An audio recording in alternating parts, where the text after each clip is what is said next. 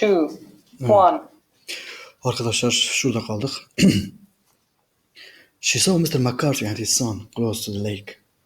O Bay McCarthy ve oğlunu göle yakın gördü. They both seemed to be very angry. Her ikisi de mesela çok kızgın gözüküyorlardı. She heard Mr. McCarthy using strong language to his son. Yani kız burada babası McCarthy'nin oğlu küçük McCarthy'ye çok sert bir dille konuştuğunu duydu. Evet. She saw the young man lift up his arm. O genç adamın diyor elini kaldırdığını gördü. He seemed ready to hit his father. Babasına diyor vurmaya hazırlanıyordu. Yani babasına vurmak için hazırlandığı görülüyordu. She felt so frightened that she ran away. Kız öyle korkmuştu ki hemen koştu. When she got home, eve vardığında she told her mother about the quarrel. O diyor annesine diyor bu kavgadan diyor bahsetti. When I said onu gördüklerimde seemed to be going to have fight. Sanki kavga edeceklermiş gibi dedi. Just as she was speaking. Young. Evet arkadaşlar bakın burada biraz küçülteyim görürsünüz. Evet. Bakın öyle burada kavga ediyorlarmış gibi. Bu işte ikisi de McCarthy. Bu genç McCarthy. Bu da baba McCarthy. Bu da kız. Evet. Burada Patty's Moran saw Mr. McCarthy and his son close to the lake. Patty's Moran Bay McCarthy ve oğlunu göle yakın gördü. They both seemed very angry. Yani gerçekten de çok kızmışlardı. Birbirlerine karşı çok kızmışlardı diye gözüyordu. Diğer sayfaya geçiyorum. Just as she was speaking, yani o konuştuğunda young Mr. McCarthy came running up to their house.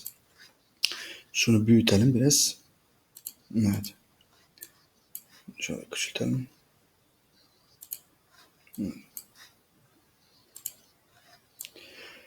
Mr. McCarthy came running up to their house. Yani kız diyor bunu annesine anlatırken diyor Mr. McCarthy came running up to their house. Genç McCarthy hemen diyor evlerine geldi. I have just found my father by the pool. He shouted diyor babamı diyor gölün kenarında buldum. Ölmüş. We must get help. Yardım getirmeliyiz. He looked very excited. Çok heyecanlı gözüküyordu. Without either his head of his gun. Yani ne şapkası vardı yanında ne de silahı vardı. His right hand was red with blood. Yani elleri diyor sağ eli diyor kan içerisindeydi. Evet. Bakın red with blood. Immediately aniden Pattinson's parents went with him. Hemen diyor Pattinson'ın ailesi diyor onunla gitti. Pula doğru yani gölete doğru birlikte yürüdüler. Where they found his father's dead body lying on the grass. İşte babasının diyor cesedinin çimler üzerinde yattığı göletin kenarına doğru hep birlikte gittiler arkadaşlar. Ben böyle çevirdim. There were many wounds in his head. Kafasında birçok yara vardı. Wound yara arkadaşlar. Made by something thick and heavy like the wooden part of the young man's gun.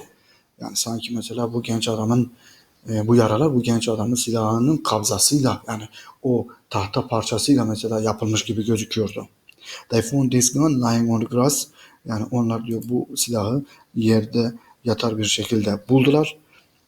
Not far from the dead man yani cesedin kenarından fazla uzakta değil. The police came. Polis hemen geldi and immediately held the young man for questioning. Hemen de soruşturma için çocuğu aldılar. Then locked him up. Onu bir nezarete koydular, kilitlediler. His case will come up in a few weeks in time. Yani bu duruşması birkaç hafta içerisinde başlayacak. Everything points to the fact that the young man is guilty. Her şey gösteriyor ki bu genç adam suçlu. Does it not? Değil mi? Ben dedim. Evet yani burada Watson konuşuyor. The facts are not always what they seem. Yani gerçekler diyor görüldüğü gibi değildir. Answered Holmes. Holmes cevap verdi. We think that they all point to the same thing. Yani öyle düşünüyoruz ki mesela bu bütün olanlar mesela tek bir şeyi gösteriyor. But if we look at them in another way ve biz bunlara farklı bir pencereden bakarsak they can tell a quite different story. Çok mesela farklı bir hikaye anlatılıyor olacak. It is true that the case against the young man is very serious. Yani gerçekten de bu genç adama yönetilen bu suçlama çok ciddi. Ciddi arkadaşlar. Evet. And maybe he is in fact guilty. Belki gerçekten de mesela suçludur. But there are several people who believe that he is innocent. Fakat halen diyor onun diyor suçsuz olduğuna inanan birçok insan var. Innocent. Suçsuz arkadaşlar. One of these is Miss Turner. Bunlardan biri işte diyor Miss Turner. Yani Bayan Turner. İşte bu Turner'ın kızı arkadaşlar. Evet. The daughter of McCarthy's neighbor. Evet. Yani McCarthy'lerin McCarthy'nin komşusunun kızı. Evet. She has asked Detective Lester to take on the case. O diyor dedektif Lester'a bu olayı almasını istedi. And now Lester ve şimdi Lester since he cannot really say no, yani hiç hayır diyemeyen bu kişi has asked me to help him. Ona yardım etmemi istedi. That's why we are hurrying along the train instead of having a quiet breakfast at home. Bu nedenden dolayıdır ki yani sabah evde kahvaltı almayıp hemen trene doğru koştuk ve hızlı hareket ettik. Yani acele ettik. Bundan dolayı işte. I'm afraid that the case is so clear that no one will thank you for showing what happened, I say. Yani dedim ki yani Watson burada diyor ki I'm afraid that the case is so clear. Yani korkarım ki olay o kadar basit ki yani kimse sana bu konuda teşekkür etmeyecek yani. Çünkü olayın çözümü çok basit. Herkes tarafından kabul edilebilir bir çözümü var. Ondan sonra Holmes ne diyor burada? We shall see, göreceğiz. My friend answered. Arkadaşım Holmes dedi ki göreceğiz. Evet. We both know that Lestrade is not as clear as he thinks. İkimiz de biliyoruz ki Lestrade yani dedektif Lestrade yani kendisinin düşündüğü gibi çok akıllı birisi değil. And I am sure that I shall notice some things which he has missed. Ve eminim ki mesela onun kaçırmış olduğu bir şeyleri bulacağım. But there is something more to tell you. Fakat sana daha fazla söylemem gereken şeyler var. When the police come to the Hartley farm, ne zaman ki Hartley farm'a polis geldiğinde and took young McCarthy prisoner, yani bu ne zaman ki mesela polis Hartley çiftliğine gelip McCarthy'yi gözaltına aldıklarında I am deeply sorry but I am not surprised. Yani bu konuda gerçekten üzgünüm. Bu zaten beklenen bir şeydi. Evet, beklenen bir şeydi. Evet arkadaşlar sayfa 6'daydık. Şimdi sayfa kaça geçiyoruz? 7'ye geçiyoruz. Burada bakın görüyorsunuz. Yani genç Mr. Turner mesela ne yapıyor? İşte kız ve ailesini mesela alıp şeye götürüyor. Babasının yanına götürüyor. Bakın altta da yazı da var. Ne diyor? James McCarthy came running up to the Mons family. James McCarthy Moore'un ailesinin evine hemen hızlı bir şekilde geldi ve dedi ki I have just found my father by the pool. Babamı diyor havuzun yani göletin kenarında ölü şekilde buldum. Lütfen gelin. Yani gelin değil de gelin anlamında. Evet. Hemen diğer sayfaya geçiyoruz. Evet. Of course that shows that he is guilty, I said. Elbette yani burada zannedersem Holmes konuşuyor. Diyor ki bütün bu olanlar diyor onun suçlu olduğunu gösteriyor. In no way, hiç kuşkusuz. In fact, gerçekten de he has repeated many times that he is innocent. Yani birçok defa mesela suçsuz olduğunu söyledi bu konuda kendisi.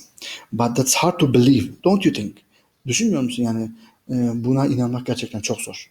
Yani but that's hard to hard to believe. Yani buna inanmak çok zor, değil mi? Of course not. Elbette.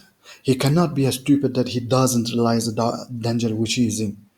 Yani o içerisinde olduğu bu tehlikenin diyor farkında olmadan yani farkında olmaması diyor onun için bir aptallık olur yani aptal olamaz diyor. Evet.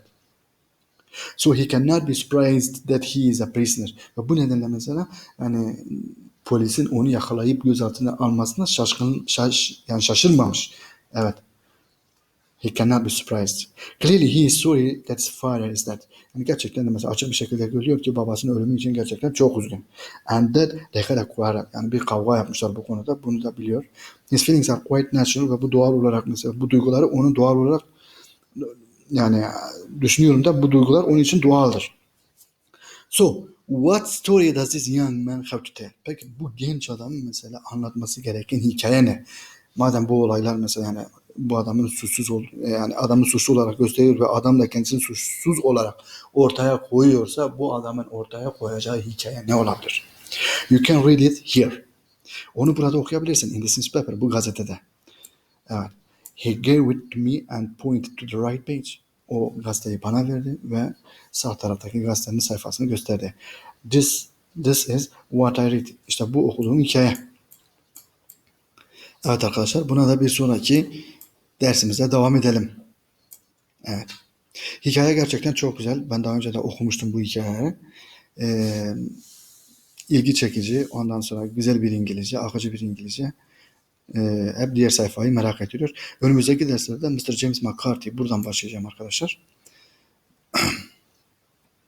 Umarım sıkılmıyorsunuz. Ben biraz hızlı gidiyorum.